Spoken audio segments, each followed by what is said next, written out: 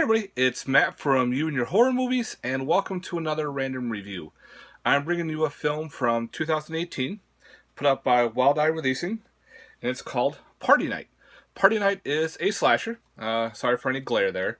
This is written and directed by Troy Escamilla, so if I'm saying that wrong, I apologize. I'm not really good with last names. Pretty much with this film, it's about after prom. There's three couples getting together. They don't want to go to the after prom party at their local high school, so they decided to throw their own little party at their uncle's cabin in the woods. And of course, there happens to be a killer up in this area. The town keeps saying that there's plagued by women missing here and there. No one pays attention to it with this party, and of course, in a typical slasher fashion, they start getting picked off one at a time at this little after party. Some booze, drinking, some screwing around, all that fun stuff. And that's how it plays off. So now, of course, after getting picked off one at a time, you get your select chosen.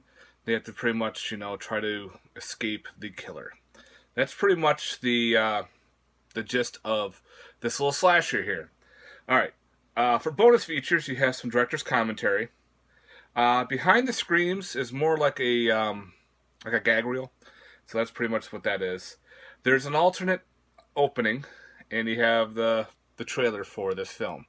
Now, again, this is a slasher film, and that's what the back looks like.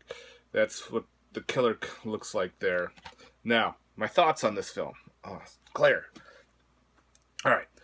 If you're a slasher fan, this could be good in your collection. Definitely follows the whole storyline of a slasher. It follows the formula of a slasher.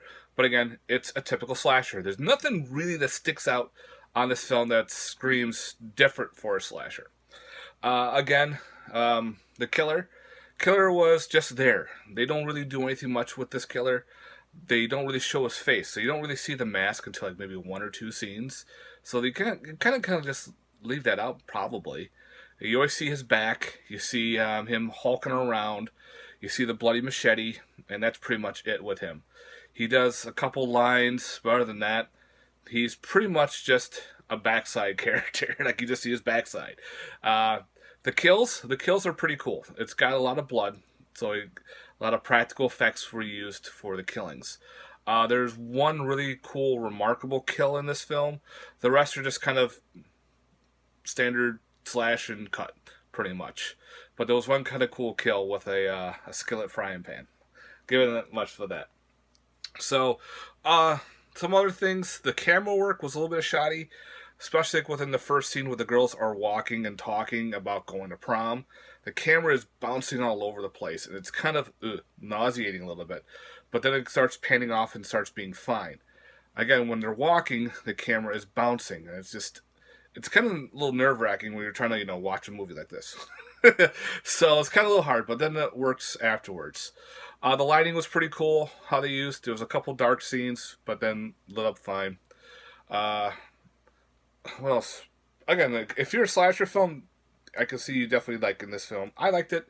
It's not, holy crap, this movie's awesome, but it's good. I actually found this watchable.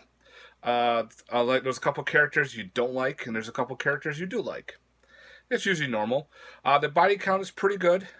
There is something at the end of the credits. I always fast forward through the credits and see if there's anything there. And of course, there was. So if you do pick this up, there is something at the end of the credit line. I wish they did more backstory with the killer too. But again, he's there. But you find out why he's there kind of near the end. But you don't know why he's doing this. Why he is. Is it just because he's nuts? Is it because he's bored? So we really don't know. He's just hacking and slashing and cutting people up.